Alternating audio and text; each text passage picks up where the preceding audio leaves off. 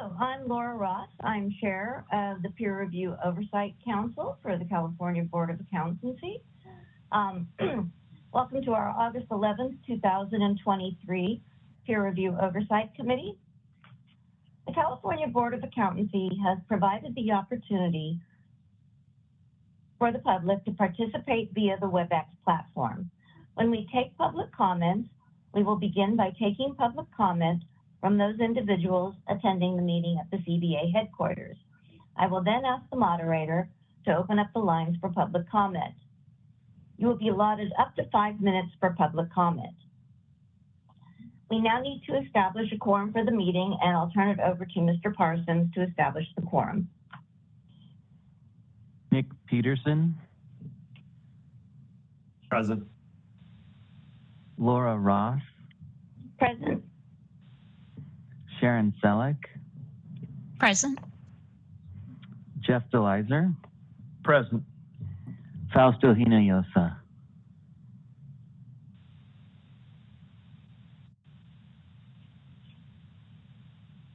I didn't get that, Fausto.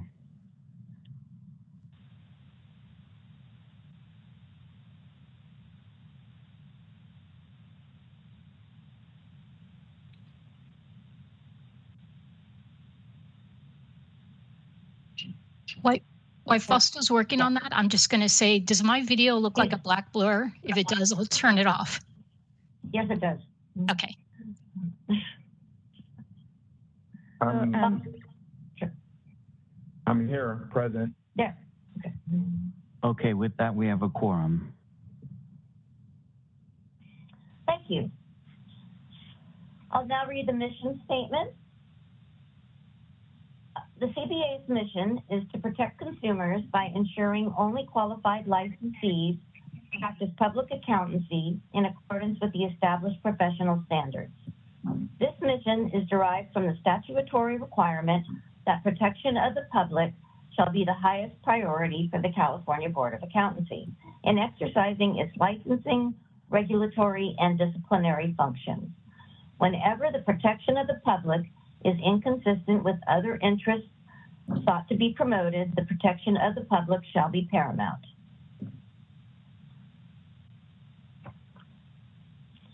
Okay, so we'll now begin the agenda.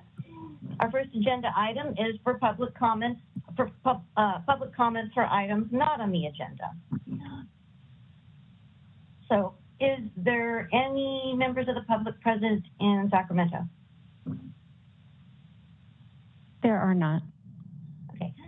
Moderator, would you please open it to public comments or persons not present? We do not have any public on WebEx at this time. Oh, okay, thank you. Okay, agenda item 2 is report as the committee chair. So I would first like to ask for approval of the August 11th, 2023 Peer Review Oversight Committee meeting minutes. This is on page 2 of the PDF of the that was sent out earlier. May I have a motion? I'll make the motion that we approve those.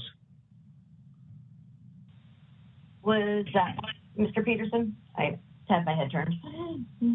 I can second that. Yes. Thank you. Are there any questions or comments from our members?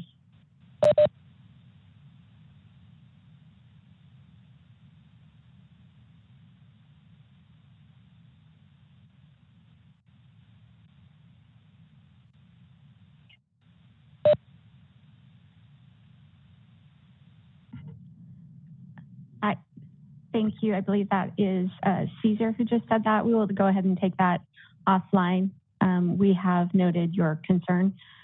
Go ahead and continue, Laura. Okay. All right. Being that we have no persons present in Sacramento, do we still have no persons present on WebEx? No public present on WebEx. Okay, so there will be no comment. So, Mr. Parsons, could you please take the roll to approve the minutes? Yes, Jeffrey DeLizer. Yes. Fausto Hinojosa. Yes. Sharon Selleck. Yes. Laura Ross, Yes. and Nick Peterson. Yes. The motion carries. Thank you. Moving on to agenda item 2B, we have Yen Tu present, Vice President of the California Board of Accountancy, to give us the report on the 2 recent California Board of Accountancy meetings. Thank you, Chair Ross. I apologize for not having the video because I think it's better to have the audio clear than worrying about the video. First and foremost, good morning, Chair Ross and member of the PROC. I am CBA Vice President Yen Tu. I will be providing a report for the September and November CBA meetings. For the September meeting, 21st to 2023, starting first with our September meeting, the CBA met in the campus, on the campus of Cal Poly Pomona. It was the first time in 4 years the meeting was held outside the CBA office. Yes, COVID is over. Not quite, but you know what I mean. In addition to the regular business meeting, I, along with CBA members and our staff, had the opportunity to conduct several outreach events and activities. We held presentations where members spoke to both undergraduate and graduate students, conducted a meeting and mingle opportunity for students to interact with CBA members, met with faculty of Cal Poly Pomona, and the staff did several hours of transcripts reviews for the student. It was extremely well done event, just for your information. The CBA approves modified regulatory language regarding the sales, transfer, or discontinuance of a licensor's practice. The rulemaking package is under review by the Office of Administrative Law. Are there any questions from the member regarding the September CBA meeting? Chair Ross, I'm going to turn you back for any question.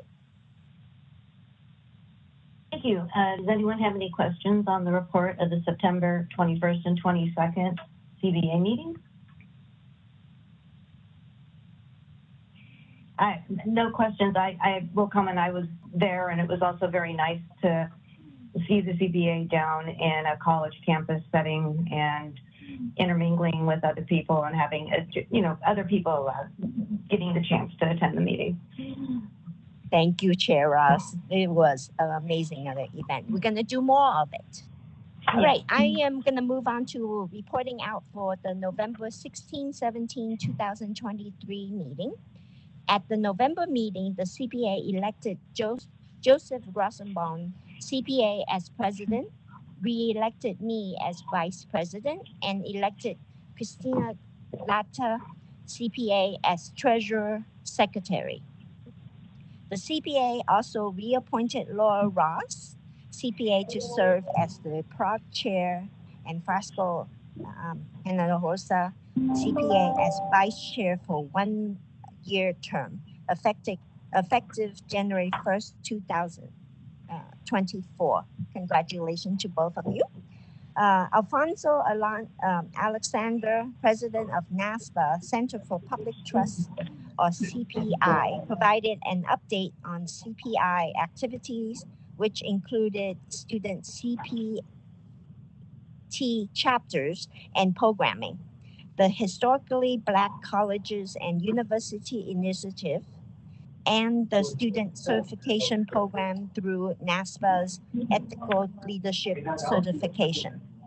The CPA also approved a regulatory language to eliminate the pre-licensure requirement of the professional ethic examination or PAth exam for CPAs and replace it with a requirement that new licensors complete a board-approved regulatory review course at their first CPA license renewal.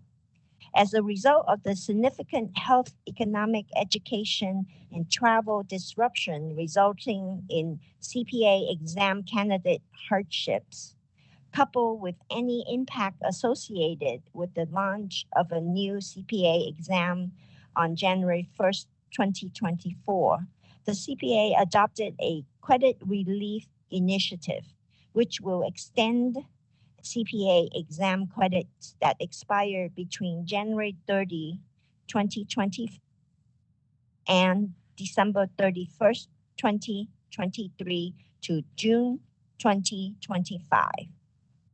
Staff provided information on a possible pathway for CPA firm owners who are licensed with general accounting experiences to gain the experience necessary to convert their license to one with the authority to sign, report on attested engagements. This topic will be discussed again in the future once additional information has been gathered.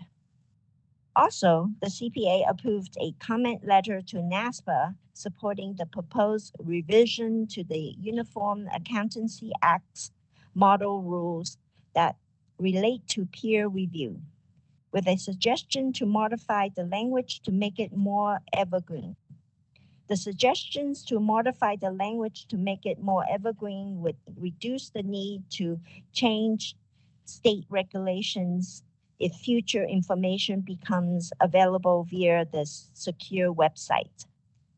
That ends my report for November. If anybody have any questions regarding November CPA meeting, the CPA will hold its next meeting in person at the CPA office in January 25th to 26th, 2024 is our next meeting. Chair Ross, I will get it back to you for any further questions. Thank you, Vice Chair Yentu. We appreciate the update on the meetings and the information that you brought to us. Do any of the members have any comments or questions for Vice Chair too?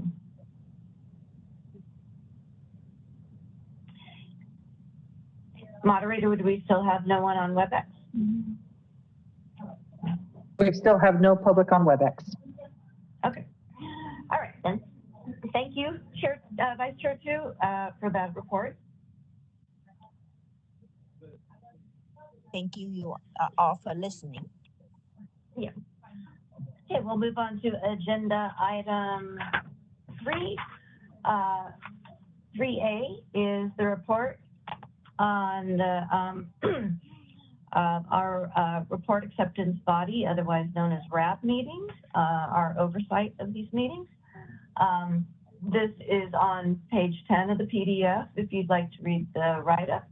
We basically attended 9 RABs since the last PROC meeting that we had. All RABs met expectations, and we're continuing to carry on as planned with that. Does anyone have any comments or questions about the report acceptance body meetings and our oversight?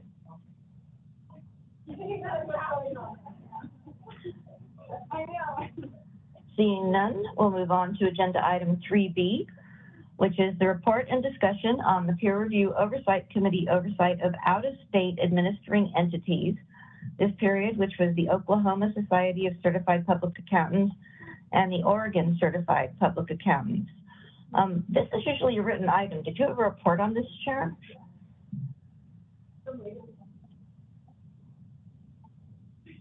Hello. Just to note that it was unclear from the way the report was written whether they had reported. I think it was multiple fail attempts. I believe it was. Let's see. Yes, if they had 3 or more consecutive fail reports, the AICPA thought it was okay, but based on the Oklahoma response, it seemed like they were talking about not reporting consecutive fails. So just wanted to note that even though we followed up with the AICPA, it was still unclear whether they had reported multiple fails. Thank you. Ms. Center, do need to take any formal action on that, or do we just note this, that this is a concern at this time? You do not need to take any action. As part of your annual report, you comment on your reviews of these, and at that time, if you wanted to say anything, you could, but no action is needed. Okay. Do any of the members have any comments on the out-of-state administering entities oversight?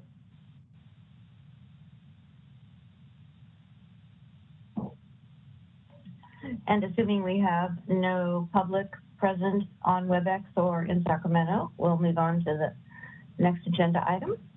Member Ross, this is the moderator real quick. If I could just let you know, we're getting some background noise from your microphone. I don't know if there's other individuals speaking or something playing, but. No, I'm in a room by myself. Is it still happening? I don't hear it now. Okay, there were some people walking outside the office I was in. Maybe that was it. Okay, okay. Okay, I'll try to mute myself when I'm not talking.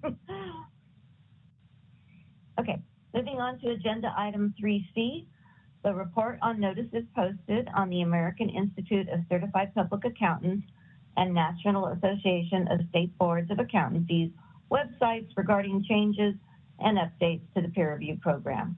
This is for Nick Peterson. Yes, so since last meeting, I reviewed the websites for the AICPA, NASBA, looking for any sort of relevant updates, notices, things of that nature. Nothing really significant. On the NASBA website, they noted that they had their annual meeting and released their 2023 annual report.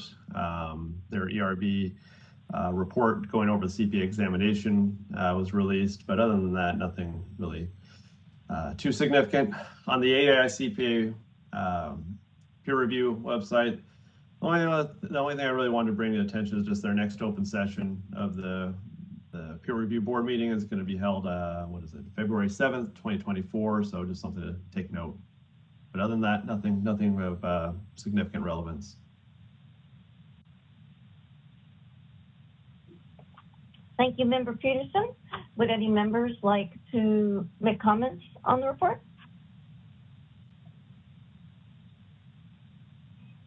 Okay, seeing none, and assuming we still have no members present, members of the public present, we will move on to 3D.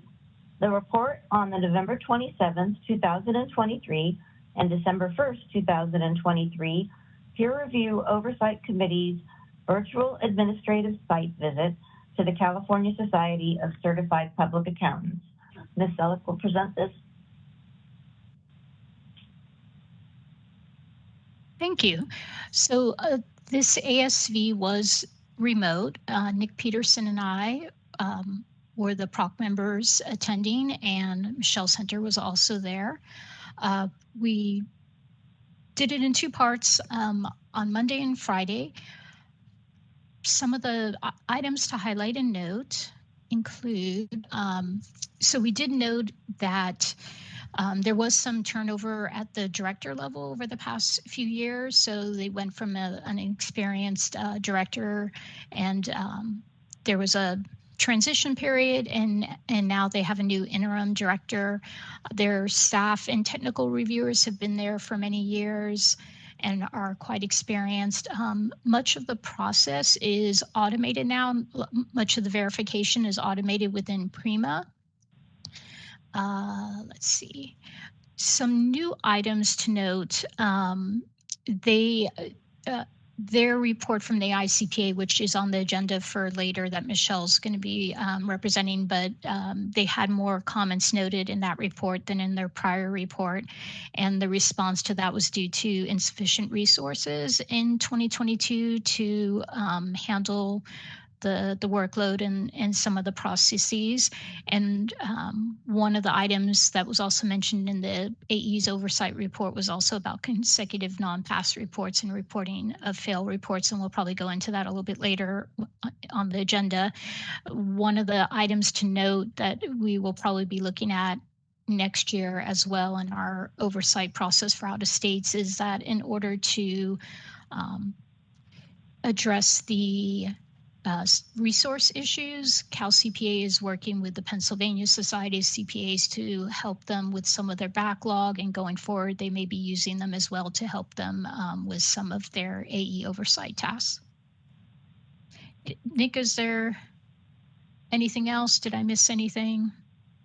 No, I think that covers it. Michelle, did I miss anything? Kind of looking at my notes here. Sure. The only thing that I would add is as part of the annual site visit, Cal CPA had indicated that they do provide all the failed reports to the board as required. We did some follow-up after that because we did know that this was kind of an outstanding issue that was brought to our board. So we did some follow-up with Cal CPA following the December 1st meeting, and we did get some clarity that there does continue to be a concern in this area. The concern is very limited. It is to just California licensed firms who are headquartered outside of California. And currently, Cal CPA is restricted in the data that they have available to them in order to comply with reporting that information to us. But I would just like to note that that was kind of confirmed in the ASV, but follow-up conversation indicated that we still do have a concern and issue in that area.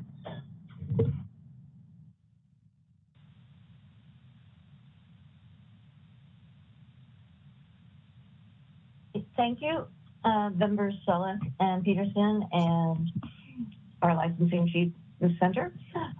Do any members have any additional comments or questions regarding the ASB?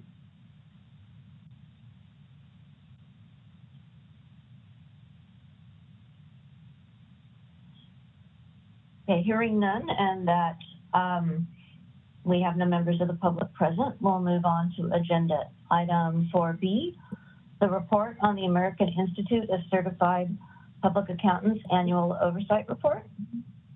Oh, I'm sorry, I bypassed everything. I'm sorry, Michelle, I bypassed your A. We're gonna hear the report, agenda item 4, report of the licensing chief, Michelle Center. Oh, I am so sorry. I actually passed over the last item in agenda item 3, which was the assignment of future peer review oversight committee oversight roles, responsibilities, and activities. I believe we don't have a lot to assign today, unless we're starting to assign reps for next year. Mr. Parsons, did we have a list for next year? We do not as of yet. We just have the 3 ending 2023, and then we do have the CBA meeting on the 2024 activity assignments. Right, and then we have the 2 out-of-state oversight entities to assign. Okay, so we are looking for 2 members to do the out-of-state administering entity oversight review. This will be for the Tennessee Society of CPAs and the Virginia Society of CPAs. Do we have any volunteers? Chair Ross, actually for 2023, it's Puerto Rico and Texas. Oh, I'm sorry. I must be looking at the minutes. It's Puerto Rico and Texas. You're right. Okay, for Puerto Rico and Texas. I'll volunteer to do one or both of those. Okay, Mr. Peterson, did anyone else like to volunteer? That wasn't me, sorry. Oh, I'm sorry. Who? Is that Mr. Fausto? Yeah. Miss Mr. Okay. Little names on little windows. Okay, so I'm sorry. Okay, so Mr. Hinosa, was that you? Chair Ross, it was actually Jeff DeLizer. You don't see him on the screen. I can't see him, yes. Right, okay. Because he's here with us, but that was him. Okay, I'm sorry. Okay, Mr. DeLizer, I will volunteer to do the other one. I would like to do Puerto Rico.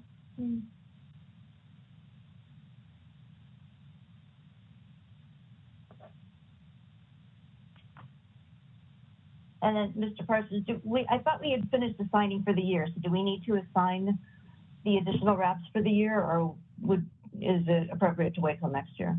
There is one remaining on the 19th if someone chooses to do that. Otherwise, we will get an updated list in time from Cal CPA. We do have to assign the website reviews, however, which is just above the out-of-state oversight. And then the January board meeting, CBA board meeting. Those are the only two, essentially. Okay. I'll be attending the January CBA board meeting.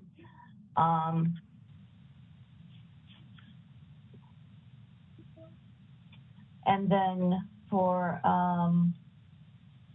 it's above it, you said the peer review related updates for February 2024 prop meeting. Okay, so would anyone like to volunteer to do the peer review related updates? I don't mind doing it again. Okay, Mr. Peterson.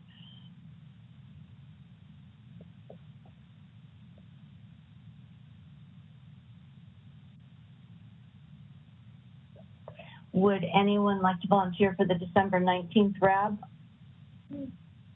9 a.m. and 2 p.m.? Do we need to do those to get coverage? I mean, if someone wants to do it, I'm sure, but. I believe we have enough coverage right now, but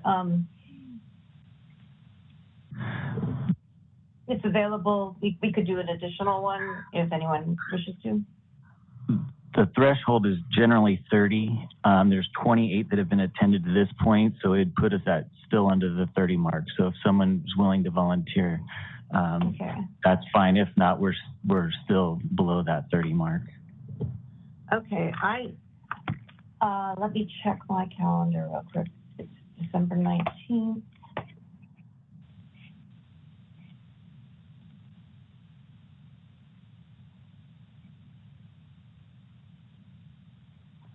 I can do the 2 p.m. one if we feel we need to get to, so 30 has generally been the threshold in the past. I can do the 2 p.m. one if someone can do the 9 a.m. one.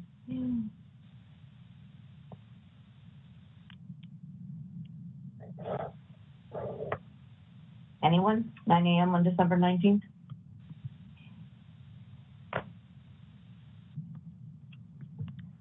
Chair Ross, if we don't have 30, we'll be okay. I think that is our goal, but I think we'll be fine if we don't get anyone for 9 a.m. Okay. I realize it's very close to the holidays. People are, I'll be traveling, but we'll figure this out. Okay, then let's move on to the next agenda item 4, which is now, sorry, Michelle, the report of the licensing chief. Michelle. Yeah, and thank you. And I'm just going to do a check real fast. There are still no members of the public here. I do want to do one check to make sure there are still no members of the public online. Is that correct? That is correct. Okay, thank you. So I will go ahead and start with 4A. The purpose of this agenda item is to discuss the AICPA Oversight Task Force report on its November 2022 and January 2023 oversight visits to the Cal CPA. The report and correspondence from Cal CPA and AICPA related to the report is attached to the item for your reference.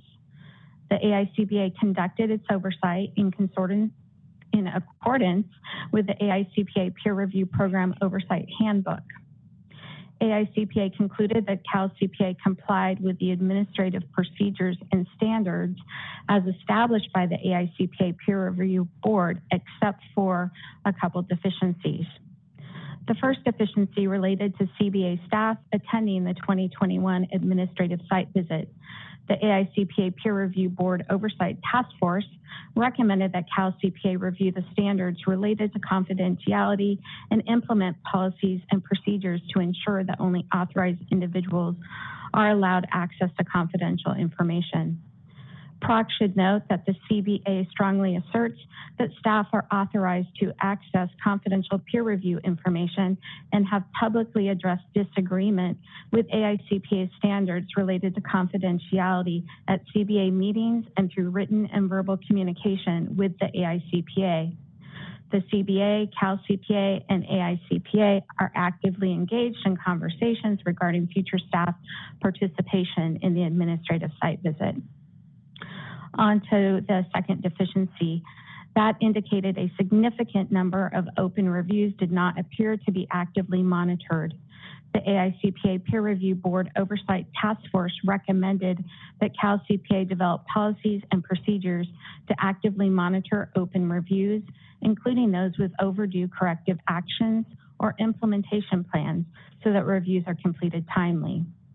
CalCPA is now reporting to the AICPA every 60 days related to the status of monitoring and completing open reviews, including reviews with open corrective actions and implementation plans. The 60-day monitoring visit is set to continue until AICPA determines that monitoring and completion of open reviews has improved. I will say that this was also data that we looked at during our ASV, and so if there are questions from members on this, Mr. Peterson, Ms. Selleck, or I can also comment on data that was shared with us regarding this finding during ASV. Additionally, the AICPA also recommended the following in regards to CalCPA's peer review program. 1, the CPA on staff should ensure that the RAB member composition includes members with current experience and must select engagements as applicable. 2, technical reviewers should exercise greater care in performing technical reviews to identify issues before the report acceptance process, and the report acceptance body should exercise care to ensure all critical matters are identified and discussed. 3, administering entity staff and the peer review committee should review the guidance for evaluating the results of corrective actions and require additional actions when firms do not demonstrate improvement. 4, the peer review committee report acceptance body should review the guidance on their responsibilities when a firm does not cooperate or comply with the requirements of the program to determine if the firm should be referred for potential termination due to non-cooperation. Additionally, administrative entity staff should include all consecutive non-pass peer review reports for each form on the assessment. That concludes my presentation on that particular report. I'll go ahead and turn it back over to Chair Ross. Thank you. Ms. Center, do any members have any comments or questions regarding the American Institute of Certified Public Accountants Peer Review Board acceptance letter of the Oversight Task Force?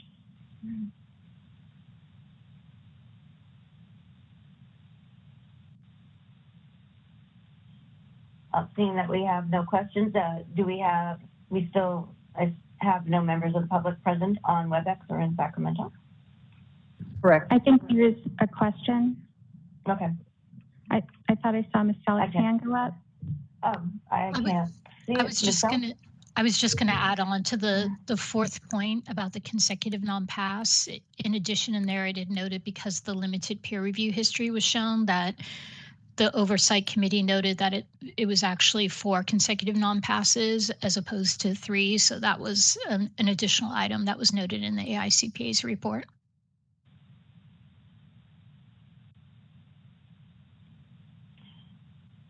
And Chair Ross, if you don't mind, I also want to add one comment, which is during item 4, I will be discussing various reports.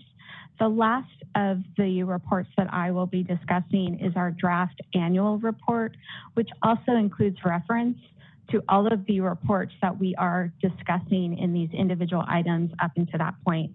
So if we want to just ask clarifying questions or make comments here during the individual items, I think that is appropriate. And then as we get to the annual report, which is later on in item 4C, then we can talk about how or if this committee would like to have any comments that would be appropriate based on the findings in any of these individual reports or the annual site visit that was presented earlier.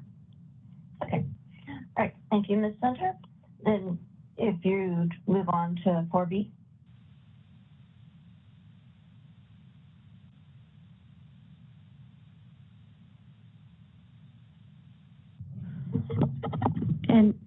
And just for clarification, Mr. Simitian is a member of the public, and he has been promoted to be a panelist so that we can ask him questions.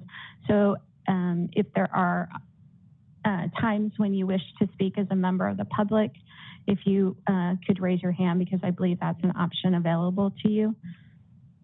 So before I go on to the next item, just want to clarify if Mr. Simitian has a comment as a member of the public. Thank you, Michelle. I didn't know when the appropriate time might be to do that because I'm unclear what my role was. So presume I'm still. I did not mean to exclude you from a member of the public, but I knew you were here. I could see you on my screen. Thank you. And if I may, just Chair Ross, I wanted to just acknowledge, we were, as the committee knows, we were unable to conduct the site visit in the 2022 year. That was something that was thoroughly noted by Cal CPA leadership and my staff. So I know there was a lot of discussion this year leading up to the 2023 site visit, and enabled us to move forward with the site visit, which is, I think, an important part of our role in terms of our engagement with the Board of Accountancy. So I wanted to thank Michelle and the rest of the staff for their proactive sharing of information that enabled us to get to a point where we accommodate that as well. And certainly wanted to thank the two PRAC members, both Sharon and Nick, for their cooperation and flexibility. By going through the details, it was originally scheduled in 2 consecutive days, and we shifted so that we can be in a better position on day 2. So I appreciate your flexibility on your schedule on short notice to be able to allow us, hopefully it benefited you as well, that we were in a better position on that second day to address some of the questions around that. So that was my only comment. Thank you. Thank you. Chair Ross. Okay. Yeah. I'm sorry. Jeff Belizer has a comment here in the room. Just one question, and I'm not sure whether this question is for Rich or for Michelle. Obviously, we can notice that one of the findings of the Oversight Task Force is that the Cal CPA allowed CBA staff to be present during the ASV for 21, and then we noted in Sharon's report that CBA staff was present for the ASV in 2023 as well. I'm assuming that we now have an established practice that will allow staff to participate appropriately, or is this going to be now another finding on the Oversight Task Force's 2023 report? Or do we have a process? I'll answer the second question. Our response to the first comment was that we would work with the AICPA and the Board of Accountancy to find a mutually agreeable path forward, and that was not easy. It took, and I think that's what impacted the timing of the 2022 or inability to complete the site visit for 2022. But I will tell you, for the 2023 site visit, that was done with that prior discussions complete, and in fact, the members of the AICPA participated in some, not all, part of that, at least as an observer, as part of that process. So no, I'm not expecting that comment, Pete, in 2023. Jeff, this is Sharon.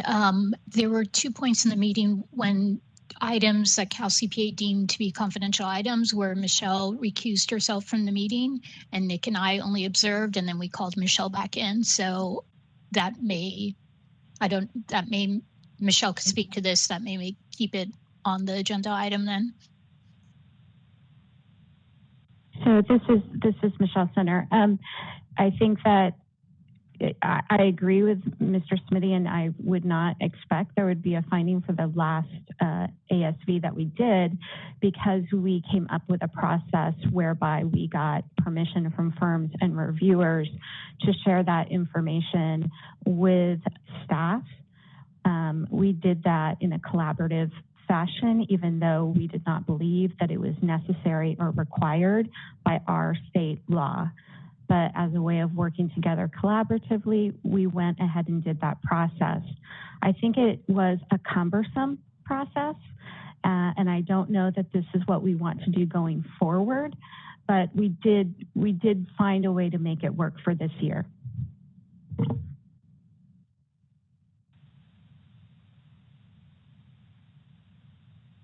That answers my question.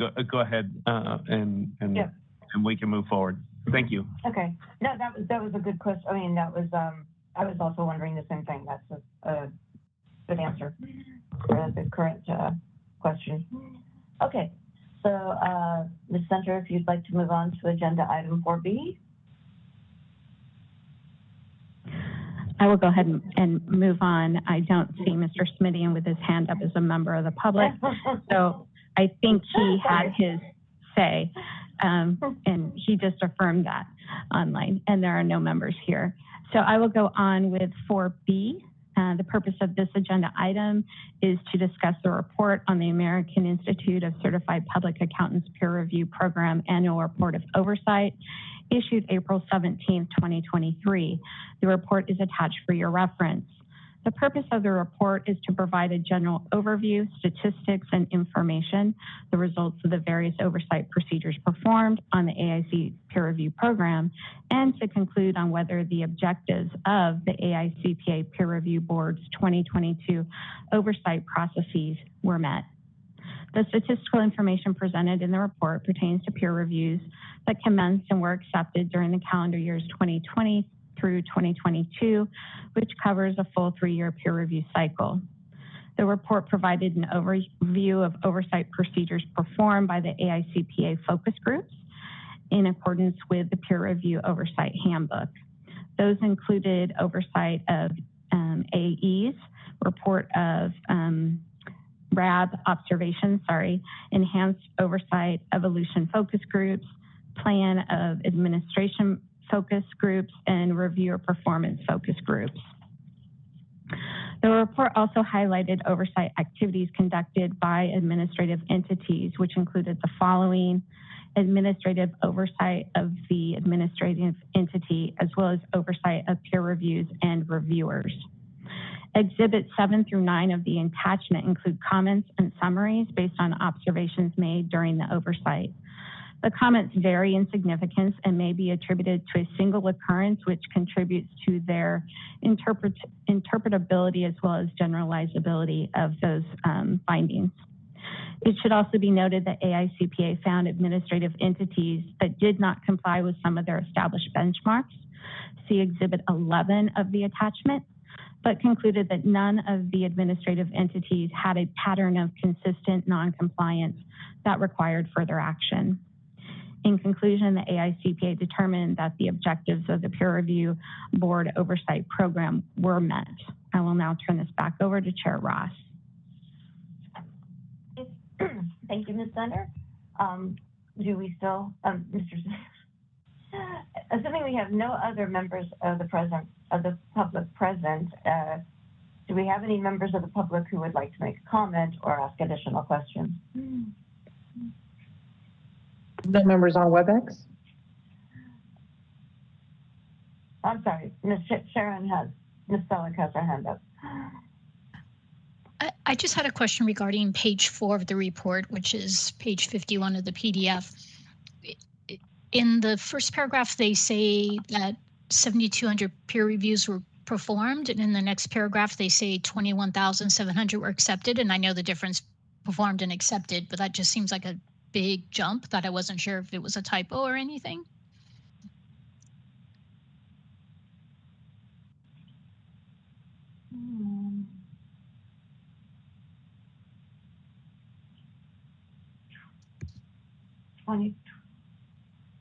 Unless it was 7,000 peer reviews each year, maybe that would be why then there would have been 21,000 accepted. I just wasn't, I wanted to make sure there wasn't a typo there.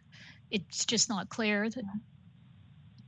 If there are approximately 7,000 annually, 21,000. I don't think we are in a position to find out right this second, at this moment, if it's a typo, but does that make sense to everyone that it was 7,000? They mentioned in the above paragraph, it's about 7,200 peer reviews a year. So, sure. Yeah. Sure, Ross. I think the first one, the 7,200, that is an annual number, I believe. It says reviews were done annually, and then the 21 is total over those years. Total. So that makes sense that it's about 3 times that number approximately. So, okay. and they did say approximately. So, do you still feel that it's a concern we need to bring to them? So, no, that's clear. Just okay. Thank you. All right. And would any other members like to make comments on the AICPA annual oversight report?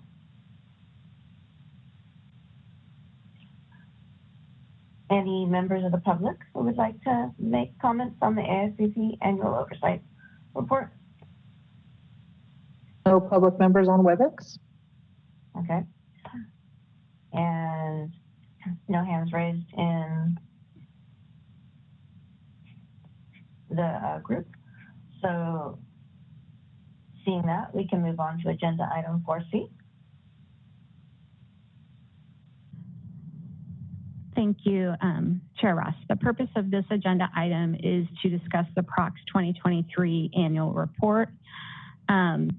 This report, the prior year's report is attached for your reference if that's helpful. CBA staff asked that the PROC review the draft annual report and provide feedback and edits.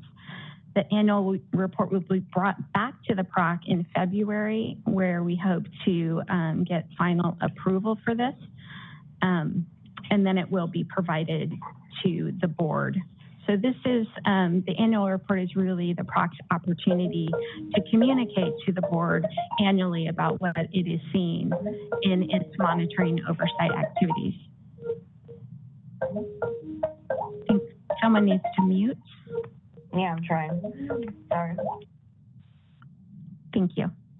So just remember that we don't need to discuss during the meeting typos, grammar correction, that type of thing. We do want to hear from you if you found those edits. And so if you could send those to us by December 15th, that would be great. We would like to really use our time here to talk about really the content of the report, not so much those kind of typos and that type of thing. So this is one of those odd items where sometimes I go through page by page or section by section, and I wait to hear stop when we get to a point where we need to discuss. You will note that there are some sections of the report where we intentionally did leave it blank and indicate that we wanted to have a discussion, but you don't need to limit yourself to just those areas where we did make that comment. So if you will refer to the draft report, which is attachment 1 of the item, we'll go ahead and start going through that report. I will just mention things, and then you can, I will look for hands raised if someone wants to pause and have a conversation. It starts with a message from the chair at the beginning, and then items 2 and 3, or sections 2 and 3, are really just what is the peer review program and what are the responsibilities of the PROC. So I will stop there and check for hands. Ms. Feller had her hand up a moment ago, but I don't know if that was. I was just trying to remove it. I saw it was on there. I was having trouble removing it, but it will be up later. Okay, thank you. Okay, I don't see any hands raised to talk about anything. A hand raised from Mr. Simidian. Oh, a hand. Okay, yeah. I know I'm in the public category, but Michelle, I'm happy to stay on, but would it be more appropriate for this discussion, not to say it's executive session, would it be more appropriate for you to, I don't have anything to add into this section, would it be more appropriate for me not to be on during this discussion among what's in the annual report, or would you prefer me to be on to answer any questions that might come up? We're not in an executive session right now. We're still in the public meeting. Just distinguishing you from the committee from the public. So maybe just clarify, would it be, would there, do you need me to stay on to answer any questions during this section, or? Michelle, if you would like me to comment on that, Chair Ross, I think it would be helpful. I think there are potentially questions members may have. Okay. And so we will direct those to you during the item if we have questions. Otherwise, you'll have an opportunity at the end as a member of the public to comment also, if you would like to. We'll go ahead and then we will move on to section 4 of the report that indicates who you all are and when your current term expires. I think that's probably fine. Then we will move on to the next section, AICPA, and then the section after that, which is Cal CPA, which is really in that particular area, just talking mostly about roles and responsibilities of those entities. So that is through kind of the top of page 6. Seeing any hands on that? Seeing none. Okay, now we get into the meat of it when we start kind of on page 7, where we're talking about the PROC oversight of the peer review program.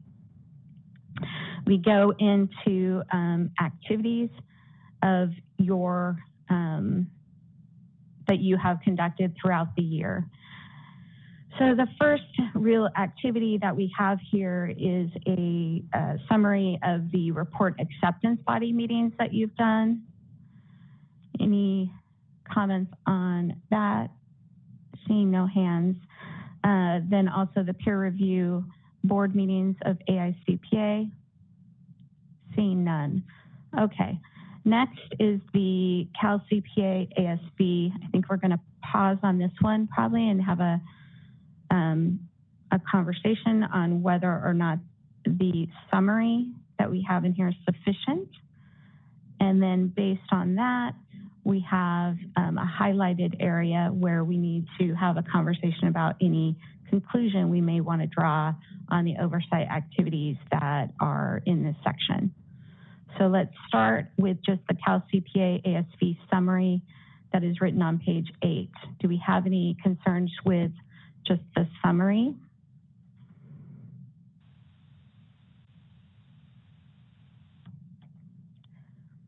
I see a hand from Ms. Selleck.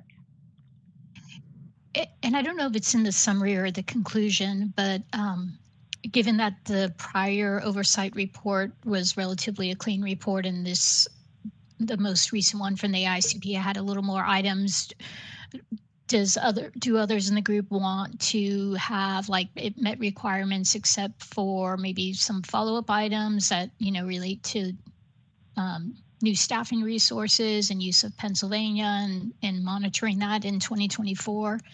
Wanted to see if people thought we should do an except for perhaps. I think it's appropriate to mention it in some fashion if these things are especially in the letter. New or different compared to past reports. Yeah. So if I could have a friendly suggestion for you all. So on page 8, we provide a summary of ASV. You might want to include in there any things that we observed that you thought you had concerns with. Then we have a conclusion. You might want to consider how any of those concerns impacted or resulted in whatever conclusion you draw. If you turn to page 15, that might be a better place where we talk about any reviews that were done by the AICPA, because there's another conclusion drawn on that page related to publications that we've reviewed. And that would be following kind of a summary of that AICPA review. So if we look back at page 8 and we kind of think about what were some of the things that Sharon and Nick and I and Rich kind of talked about as it relates to the annual site visit, there were some things that came up that you might want to consider including. That was, for example, as Ms. Selleck mentioned, the use of the Pennsylvania Institute of CPAs. As was indicated during our annual site visit, Cal CPA is getting assistance from them. You might want to consider adding that piece of information as something that we observed or received information on. Also, we looked at information related to timely peer reviews. Data was shared with the group. I think it was particularly because there was a finding or a deficiency in the AICPA report, but Mr. Simidian was able to share with us what looked like a pretty robust system for monitoring peer reviews through the review process now, and was able to share some updated data that looked like things are greatly improved in that area, but we might want to consider if we want to talk about that. We also had information about not receiving all failed reviews. That may be something we want to put in here. The last thing that is coming off the top of my head was any information that was shared to us about the process that Cal CPA has put in place regarding when to send consecutive failed peer reviews up to AICPA, if I have that correctly. So I think those are things that were discussed. I think some of that conversation was related to the AICPA oversight report, but it was more current information than what was in the AICPA oversight report because that oversight occurred some time ago. So I'm just putting that out there. Would we want to summarize in a little more detail some of those things that I threw out?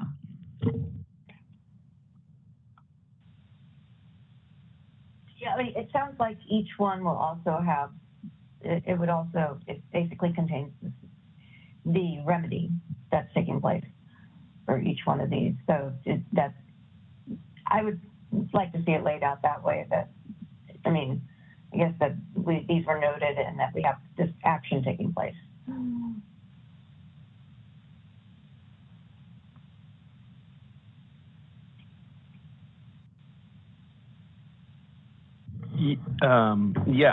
This is Jeff Leiser.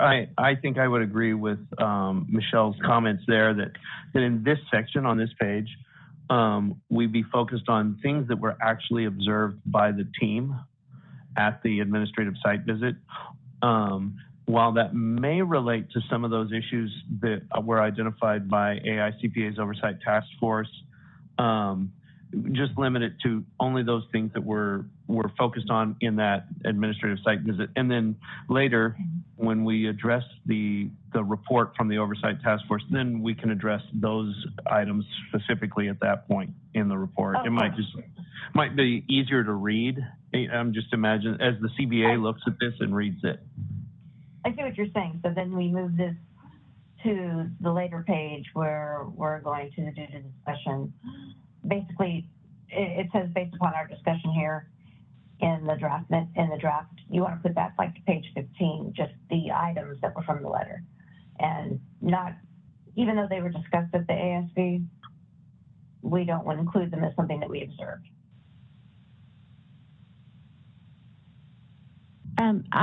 This is Michelle. Let me give you what I think I heard. So in terms of an example, I know it's hard because not everyone was at the administrative site visit.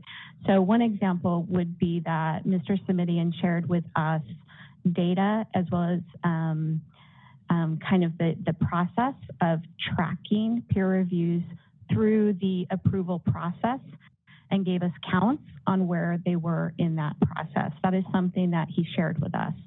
I think that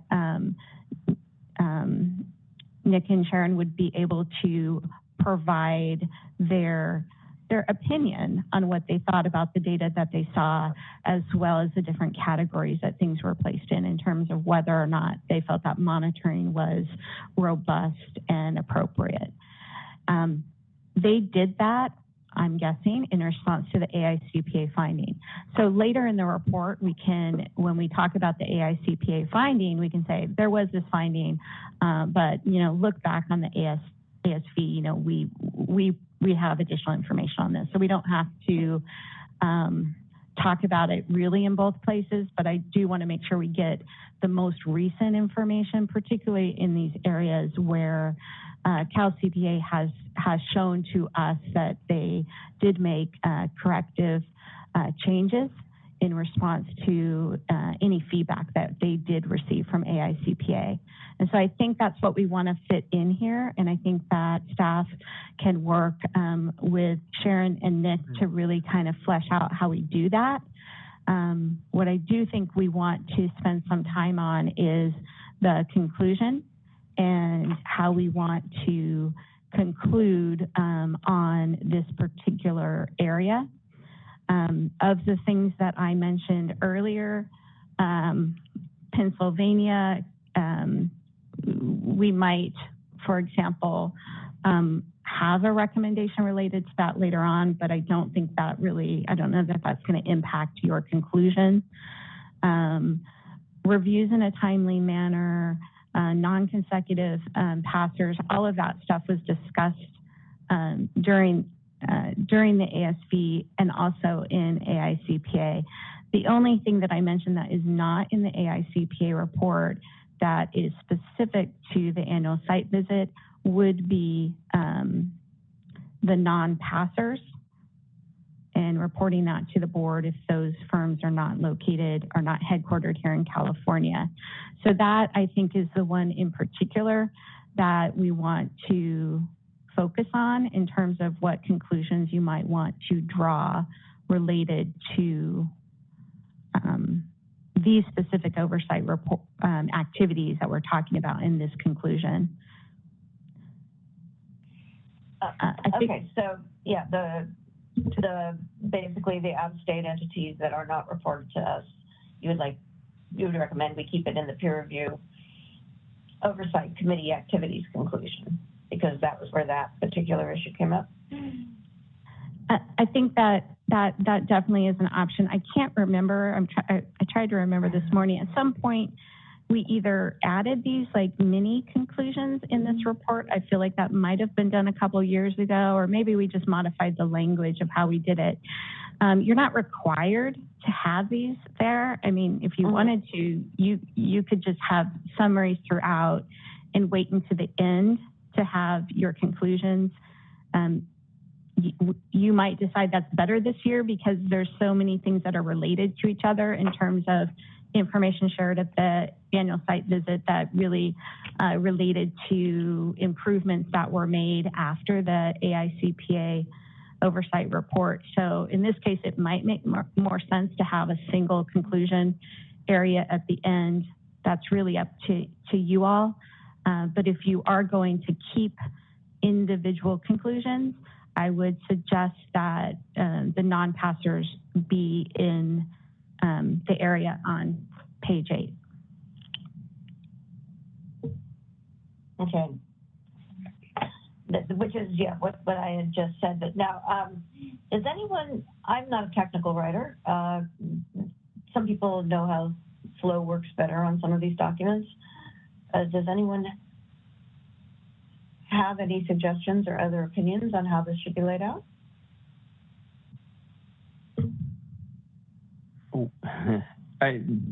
We have run into this before. The little conclusions versus the one overarching conclusion at the end, and over the years, there's been a lot of different opinions on whether or not which one is a good idea or not.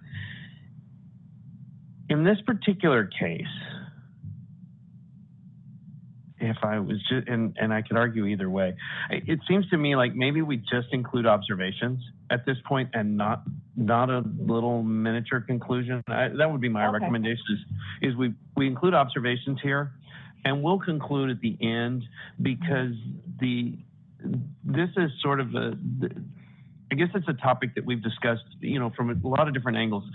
All of our activities kind of overlap.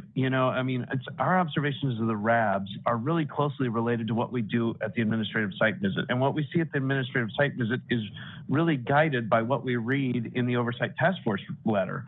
And so because of these interconnections, it's sometimes awkward when we do many conclusions and go except for in the middle of the report and then conclude at the end, because then at the end, I think where we're all going to land is that the Cal CPA is administering this program in accordance with the AICPA's rules and regulations. It has things that there are corrective actions that need to be done, but when we have these many conclusions, we're probably going to, when you reread that, it's going to sound like we're contradicting ourselves in a couple of different places. So it might be better to hold off a conclusion till the end and just report observations at this point. I don't know if staff, you have a lot more information than because I wasn't at the administrative site visit, but you have a lot more information. And I think with Sharon and Nick's input, staff could kind of go, here's our observations from that. And then we'll go and say, we read this letter and during our site visit, we addressed the concerns in the letter, and here's our observations from that, and then we'll hold our conclusion to the end of the report. This might be a good year for that format. Chair Ross, it looks like Sharon has their hand up. Yes, Ms. Selk? To echo and tag on to what Jeff just said, I think as we've said in the past, we get a lot out of the RAB meetings. I think that's where we really observe a lot of how things are done, the quality of the technical reviewers and the quality of the RAB members, coupled with so much of the process in the old days, like when I did an ASV, I don't know, 5-6 years ago, Prima had just started, but a lot was still manual. So much more is automated now in Prima. So steps that we used to do in the site visit, it's more automated in Prima versus seeing a manual step that's done. So I think that makes sense about keeping it short here. And then perhaps in the conclusion, just because we had no site visit in 22 and because 2023's oversight was different than the historical, we could maybe address it there. That overall, my opinion, I think Cal CPA does a good job. I think there was a hiccup in this past period combined with not doing an oversight one period and director turnover that maybe we in Pennsylvania coming on, that maybe that could be the wrap up at the end of, yeah, they're in the right direction. Here are some new things that we just want to look at again next year to see how that's progressed or improved or corrected itself. I agree with the single area for the conclusion and basically the mini observations in the interim sections. Okay, I will go ahead and then continue on summarizing the output. I'm gonna work with our ASB team to kind of expand on the narrative there, and I'm gonna take out the mini, which is MINI conclusions in the report. So continuing on pages 8 and 9.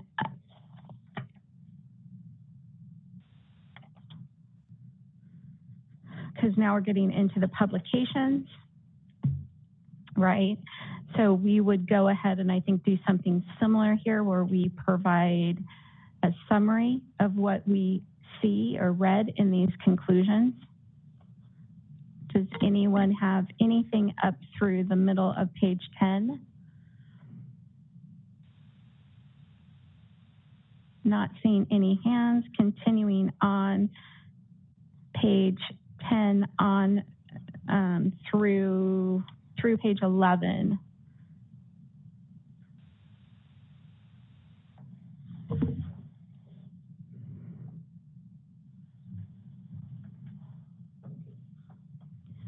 Okay, seeing none, I think these are really just factual things that we pulled out of the reports.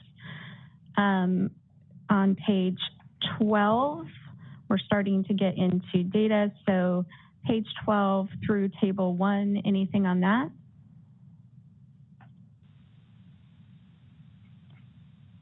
Seeing none. On page 13, 13 through, let's go through 15. Anything we need to discuss there?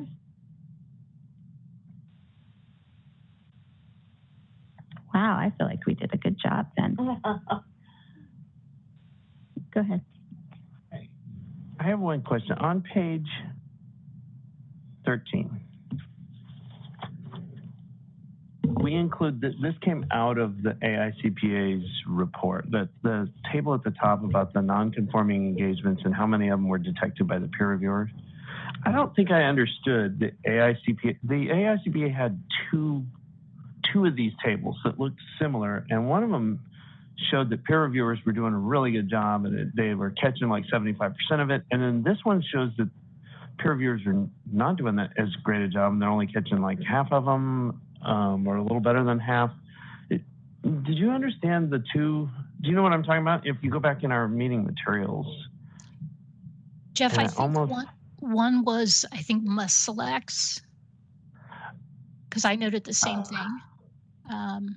Just scrolling back to it. So the table in the report, I believe, were the risk-based samples as opposed to random-based samples. That's what it is. So on page 10 of the AICPA report, which I think is the one in our report, that's their risk-based sample. And then the one that looked good was the random sample. And I kind of had a comment there that that appears to indicate that the peer reviewers are missing things on the riskier jobs, which obviously is a concern.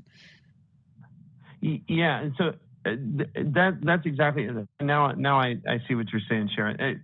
Because they conclude in their report on page 11 of their report, which is page 58 of the PDF they conclude that the enhanced oversight results indicate improvement in peer reviewer performance with reviewer, but the table at the bottom of the page prior does not indicate improvement.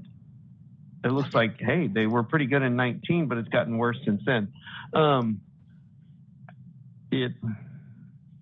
But so which one do we want to include? If we include the first one, it may, or I think that's probably more. Or else maybe note that I think that one is appropriate because it's the risk-based one, where I'm assuming they're looking at must selects or just higher risk engagements. Okay. Unless we want to note in a footer that the table was the risk-based sample and the percentages were better on the random sample. Yeah, and maybe we don't want to. Maybe we don't want to get into that. Two tables, it might get confusing. Two tables. But I think that our report ought to include the risk-based one. I think that was probably better, and then we can leave it at that. It's data for the user of our report.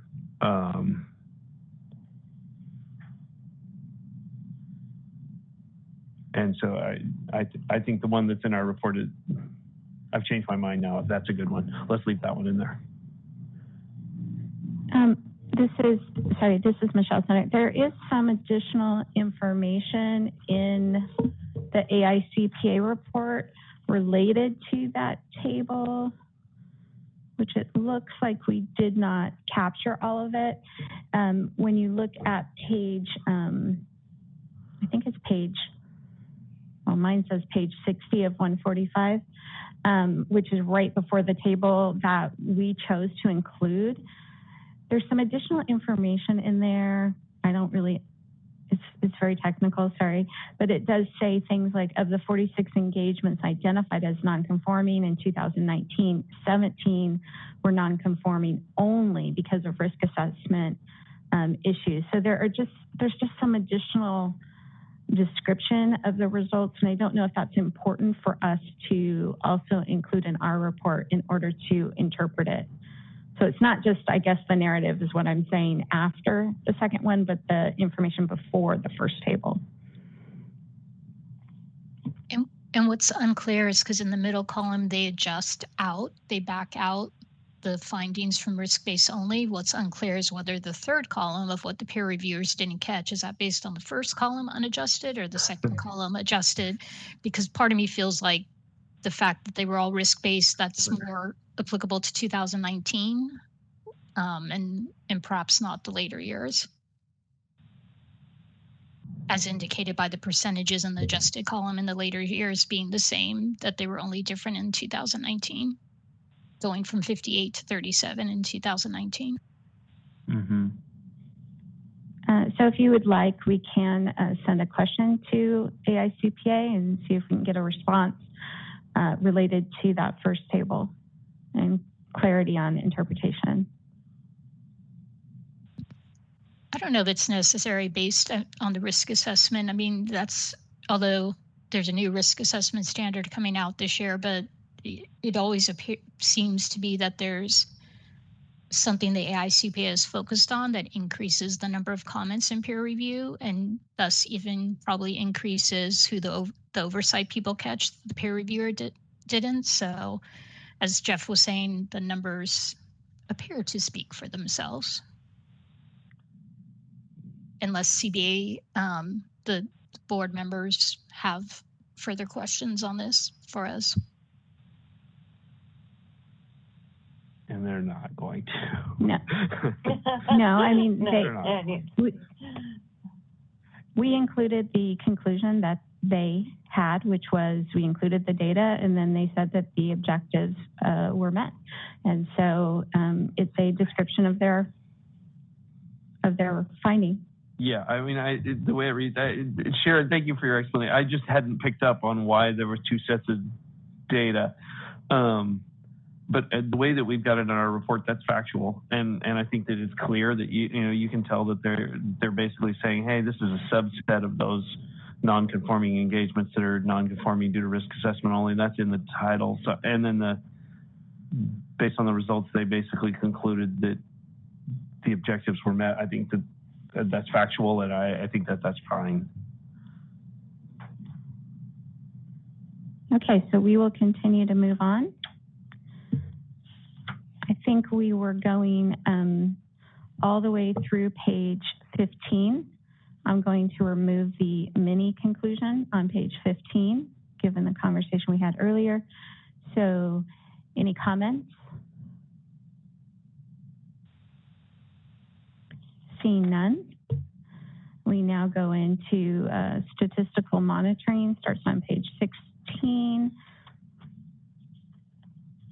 Let's take 16, 17, and 18 together. I see Sharon's hand. Hello, alrighty.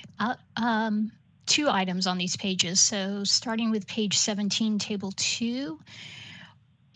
Prior to the table, we note that the numbers in 2020 were impacted by less peer reviews being done or the 6-month extension due to COVID. Given that we note that for 2020, do we want to note, I believe in the ASV that Rich had noted that in 22, the reduced number related to firm mergers or firms getting out of the business, because 920 is also a small number if we look at the trend. So do we want to, and maybe Rich could speak to that if I understood him correctly from the ASV, if that's why the 2022 numbers are less.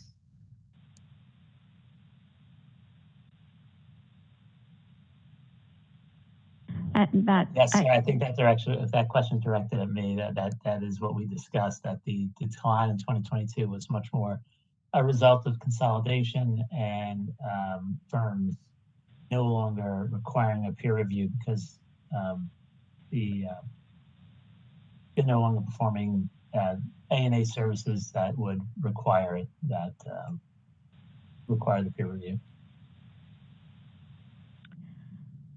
So, Mr. Smithy, I think there was a follow-up question to that related to the AICPA oversight report, and just wanting to confirm that is the sole reason, or could partially the reason also be because there was some reports that were not timely, and so they are not captured in 2022? Or do we think it's really this merger situation?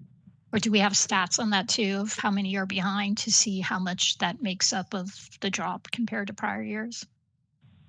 For the 2022 year, that would, again, I just want to make sure, let me just look at the data set here real quickly before I answer my response.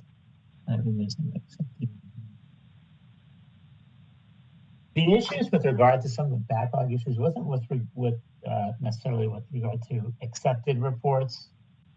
Reports were being accepted. The issues that gave rise to that AICPA comment had to do with other factors, other items that would have been still required, but wouldn't have impacted the acceptance. So to answer your, not getting into too much of the detail here, to answer your question, that decline that you see from 21 to 22 was attributable to the macroeconomic issues with regard to the number of firms, retirements, and their firms exiting, than necessarily a backlog issue.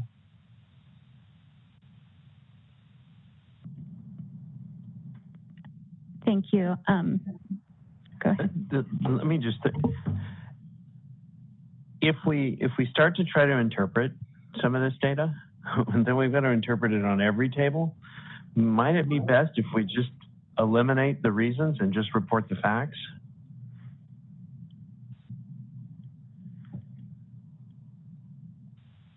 I agree with that. I mean, because then it may beg the question, why was 2019 so much higher than 2021, or something like that? And rather than get into that, just go, these are the number of accepted reports, and just report the data. I mean, I think we included that about COVID-19 either in last year's or the prior years is why that sentence is still in there, but we could just kind of leave it as just data. Otherwise, it begs the question of, why did you try to explain the trend here, but you didn't explain the trend when we get to the next table further down the line? Because there are some of these where it's really difficult to identify all the different factors that affect the trend. That being said, if that's the reason that 2022 is down, there's nothing wrong with reporting that number either. It just...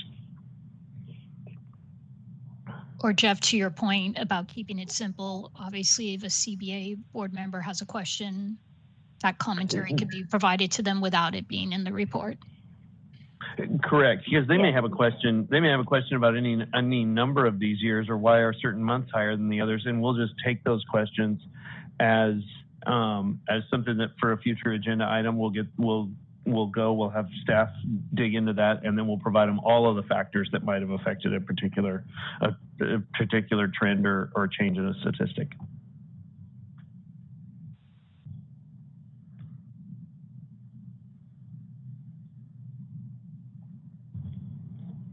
Okay, I'm going to read the room as acceptance of that idea, to remove kind of the contributing factors, because we haven't really had a chance to have a deep dive into all of these and what we might conclude. And so we're going to go ahead and remove that and continue to go on. I think Ms. Selleck had another comment, because you had two. I think we only got the one. Thank you. On the next page, table 4, let's see.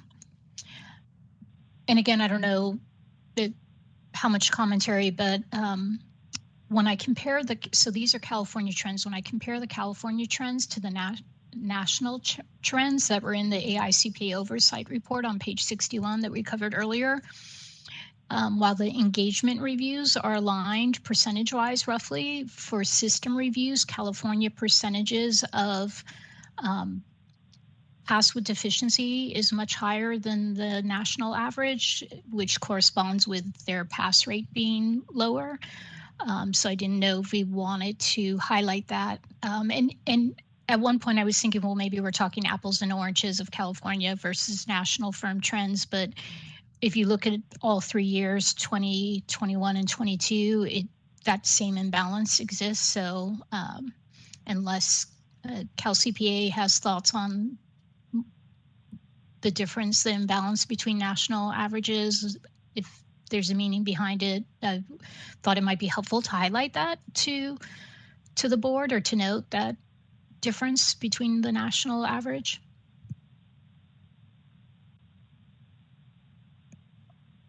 And other than anecdotal, I don't really have anything factual, I guess. That's a good point. I mean, we've noted that, and we've topic of discussion of our committee as well. But I don't think there's any other than some speculative type things. I don't know if we can offer any insight with regard to that. So does the committee think it's useful at least to point out the trend is there over the past 3 years? Maybe just peer reviewers in California are harder on people in the national. I don't know. We've been accused of that. That's the anecdotal part.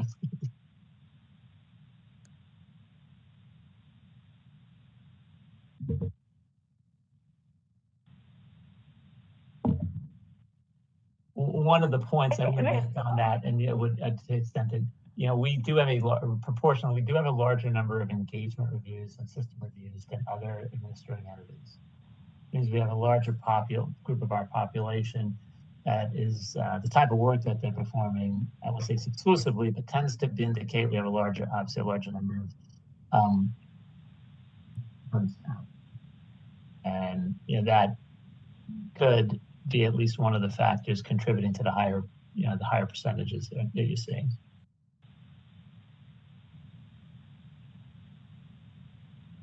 But even in our statistics on system reviews, it's higher, so it's not a full explanation, but at least on an overall basis, that's one of the factors that we've looked at. So the idea on the table from Ms. Selleck is to include data or a statistic that compares the information in Table 4 with national data. That doesn't seem to fit into the conversation we had before, which is about interpretation. This doesn't. This is just factual. So because of that, it would be good if I can get some direction on whether or not this is something that you want in the report. So when Ms. Selleck was, I was looking around. We don't have this data anywhere in the report, right? We don't have the national. It's not in our. It's not in our annual report. It was in the previous agenda item in the AICPA oversight report, and just in that report. So like for system reviews nationally, they average like 80 to 85% of pass, and California is averaging, is showing 66 and 78%. And then with pass with deficiencies, national percentage-wise is 10 to 13%, and California is 19 to 26%. So that's kind of seems like a big difference. Again, just reporting facts. Do you see? Okay, so what would be gained with the additional information in the report? What would that be leading people to draw conclusions on, in what area?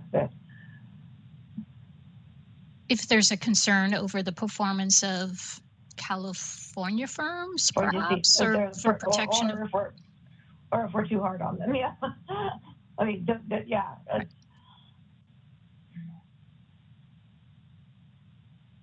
I see exactly what you're talking. I don't see a problem with you including the data, but I think that if we then try to draw much of a conclusion, that there's probably going to be too many factors. There's probably a million different things that factor into why the national average would differ from California average, and but I don't see that there would be a problem including a national data as a comparison.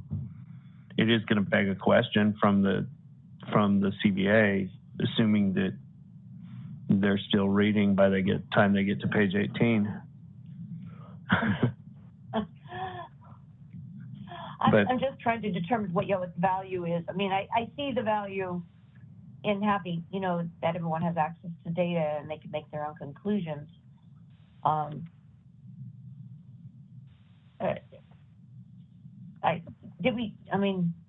Was this included before? We did not include this before, right?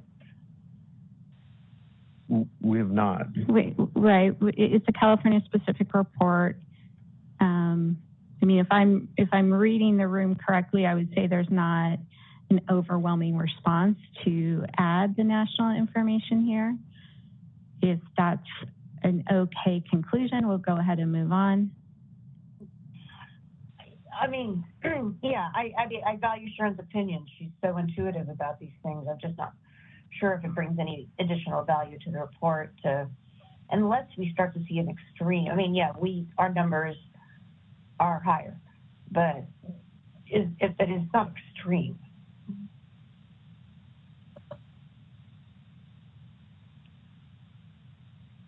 Just to add one comment, a concern I would have is if you start doing a comparison there, does that open up, well, why are we not throughout the entire report? There's several other, tables and data that are California specific now. Are we going to start comparing all of them to national? So it feels like you're opening up a Pandora's box. That's a good point. Yeah, and I think Ms. Selleck is just kind of commenting. I don't know that these are all recommendations for her. We're just having a conversation. So I think that we're fine with what it is, considering the comments. Yeah, we haven't been asked for additional data from the board yet, so I think that we're probably okay leaving it out. Yeah. Okay. So we'll go ahead and skip page 19 because that's just the same thing. Now we're on page 20. Seeing no hands. Pages 21 and 22. Okay.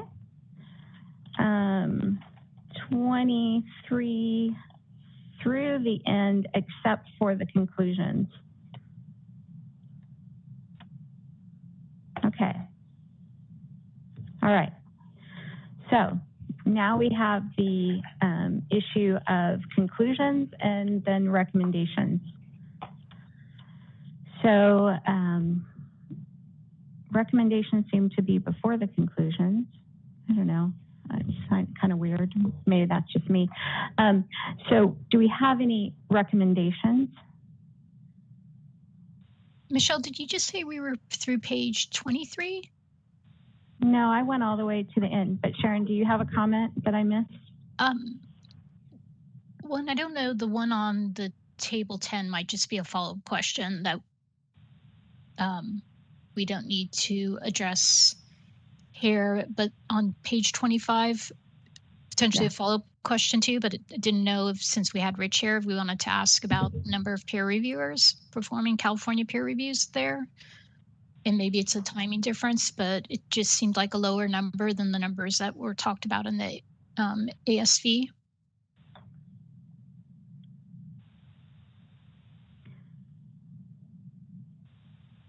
So I think what we want to do is, I don't know if Rich can provide it for us right now because it's a point in time number, but we want to get confirmation on the number of reviewers at this specific point in time, which I think was the end of June. And so that number just seemed to be maybe, I think it was lower than what we heard in the ASV. So we just want to check on that. The other question I think that Sharon's referring to, which I have sent to Mr. Simonian that we can go ahead and get information on, is whether or not the brokers, do I have this right, Sharon, are part of Must Selects. And so I have already sent that off to him. And if they are no longer, we'll go ahead and add a footnote to that table. Perfect, thank you.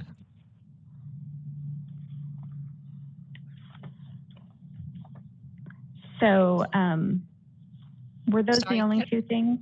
Sorry. I think there was a table missing some years of data, which we also need to check into. That would be table 12.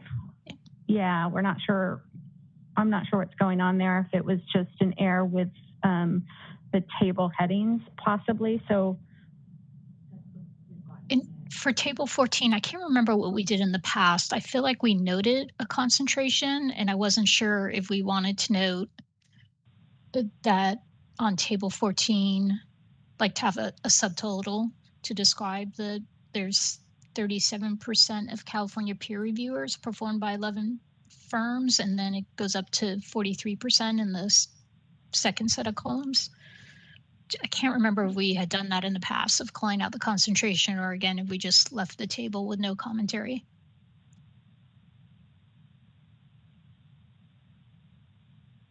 I can't remember if we put it in writing, but we definitely did have the conversation about the concentration risk that exists within California, maybe other states. I'm seeing now, I'm looking at the packet, it seems like a graph was added to show it, but probably okay either way.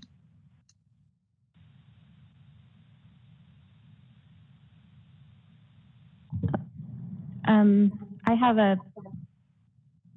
a potential idea for that I'll go ahead and add to this table and present it back next time we meet. That would help provide the information that you're seeking. Okay. All right, now we're on to recommendations.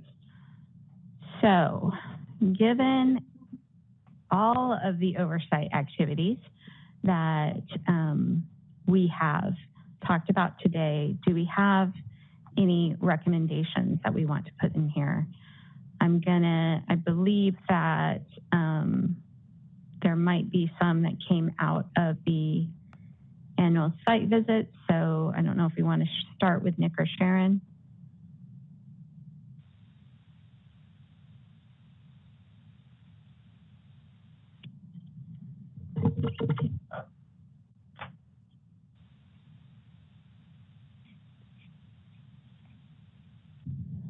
Were the recommendations coming out of the site? I will. Sorry, help I was taking notes. That's why the delay. I was still typing notes. Okay. And I think I mentioned it before, and again, unless someone disagrees, and I know we've added Pennsylvania to our list for out-of-state monitoring, given the use of Pennsylvania this past year and going forward. And I don't know does it make sense, because Cal CPA has always had a clean report and this report is different, does it make sense to note that there was a transition period from their longtime director to Rick as interim director, that highlighting and explaining about the insufficient resources that were documented in Cal CPA's response and then what they're doing going forward, which might be the Pennsylvania comment, as well as I believe Rich may be going from interim to non-interim, but still part-time. Nick, thoughts or? Yeah, I'm not quite sure how we want to put that in there. If seems a little, I don't know. It's hard to put it in context of how you want to put that. So I'm not quite sure. I'd like to hear others' thoughts or feedback on that. Go ahead. Okay, I was wondering that it was sounding more like that should go into the conclusion section as opposed to recommendations, but we may want to. I agree. We may want to conclude first and then make recommendations. And our recommendation could be more general. It just says basically follow up, in our future activities going into 2024 to follow up on what progress Cal CPA has made either in the latter part of 23 on into 24 to basically alleviate the concerns that we either observed in the site visit or concerns that we observed in reviewing their oversight task force report. we could just be more general like that and just say, hey, we're going to follow up on our activities are going to follow up on these two issues. Yeah. I agree, continue Jeff. to monitor Commons, yeah. Yeah, I agree with that. Okay, so it sounds like there's some agreement on that. I think it was in the last report, you did have a recommendation to also continue to monitor the peer reviewer population. So wanted to throw that out there. Is that something you want to continue to include in your recommendation? That's probably a yes. Yeah. It's probably a standing recommendation. Yeah. Yeah. And I just, when I said that, I remembered, and so I'll go ahead and tell you now. Cal CPA did share with us some steps that they have taken in that area. So we'll go ahead when we write our summary of the ASV, we'll make sure that we include a summary of what they have done in that area, which, if I say it in layman's terms, they're really trying to target some focusing of trying to find peer reviewers with firms that are doing exceptionally well in peer review. So we'll go ahead and write that up and include it, and then we'll go ahead and add it here as a recommendation. So sounds like we have our recommendations. Earlier, Jeff put out a possible conclusion that we conclude that they met the requirements was, I think, what Jeff threw out there. So to kind of jumpstart our conclusion conversation, I'm going to throw that back out and see what comments we have on that. Yeah, and I guess I would follow that recommendation with a question: is do we feel that the AICPA basically gave a qualified opinion on them, basically saying, look, except for these issues, and I don't know how important or how critical we think the issue of Michelle being present at the ASV in 2021 is to the administration of the peer review program. So I don't know that I would consider that to be a deficiency for our reporting purposes. The other one regarding timeliness and those kinds of things could be. And so maybe what did Sharon and Nick think from the ASV, what their thought? Obviously, I didn't observe any timeliness issues in RAB meetings, but I don't know that I would. You know, I don't know that we get timing related information when we observe those RABs.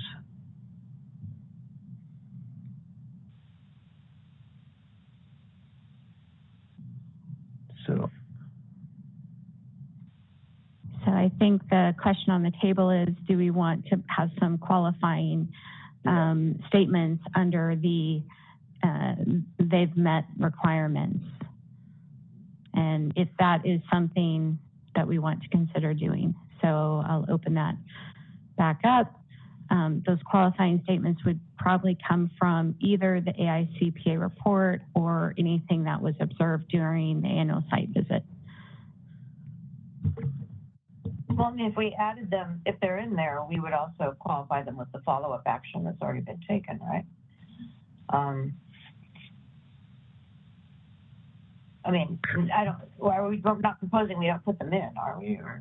Well, I think what the suggestion that I heard, and maybe I'm wrong, is that we would only indicate things for which we are not satisfied. So we would also take into consideration anything we observed during the annual site visit.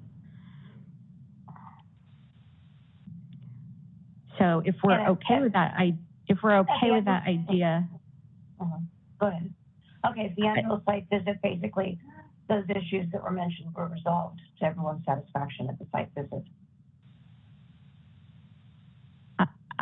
I don't know if that is true. We have not gone through those. I think that would be a conversation that I would have with those that were present during the annual site visit to determine if that's the case.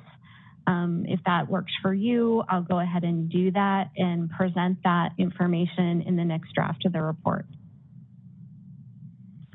I think that would be good. I mean, as I read it so far, you know, having, again, qualifying this statement with the fact that I wasn't present for the site visit. The only negative, you know, I mean, all of our other RAB meetings and stuff like that, we concluded that they met our expectations and those kinds of things. And so the only negative here that still remains sort of essentially unaddressed would be that the AICPA found that they felt that a significant number of open reviews did not appear to be actively monitored.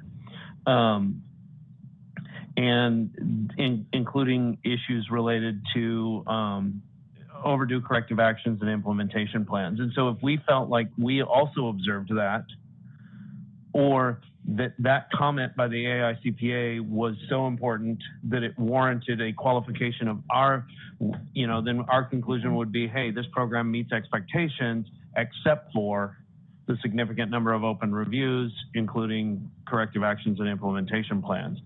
If we feel like, you know what, while we were at this site visit, we observed corrective action that would really kind of address or mitigate this concern down to a point that we don't need to include it in our conclusion as a qualification. If that's the case, then I think that we could conclude that things met expectations, and we'd have recommendations to continue to monitor these issues, but that we could conclude that the program met our expectations.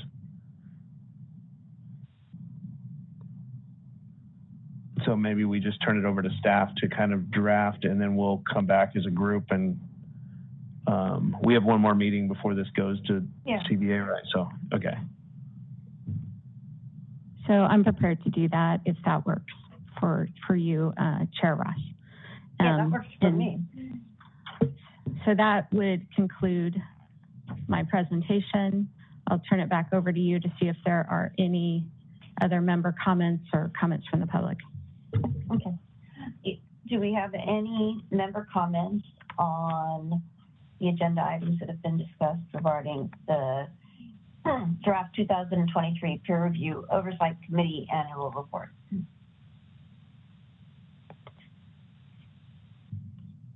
Would any members of the public in Sacramento like to make any comments? No members of the public in Sacramento. Oh, we have one. And we still have no members of the public on WebEx.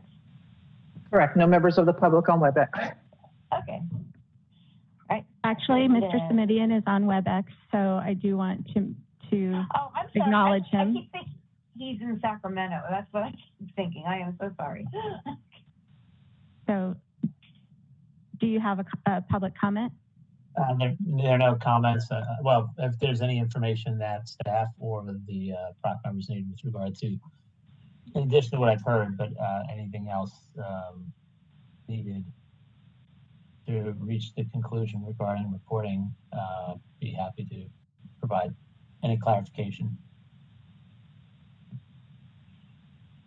Specifically as it relates to the actions taken following the April 2017 report from the AICPA.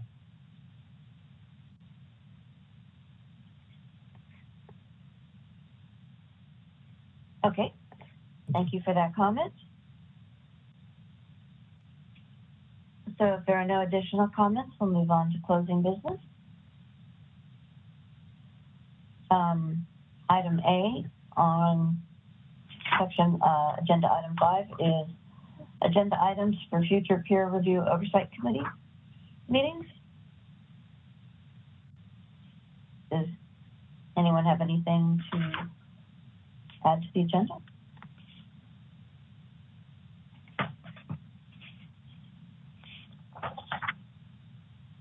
And of course, we'll have this already added onto it. Okay. Any comments? We'll move on to agenda item 6, which is adjournment. Do I need a motion to adjourn? No, you do not. Okay. Then this meeting is adjourned.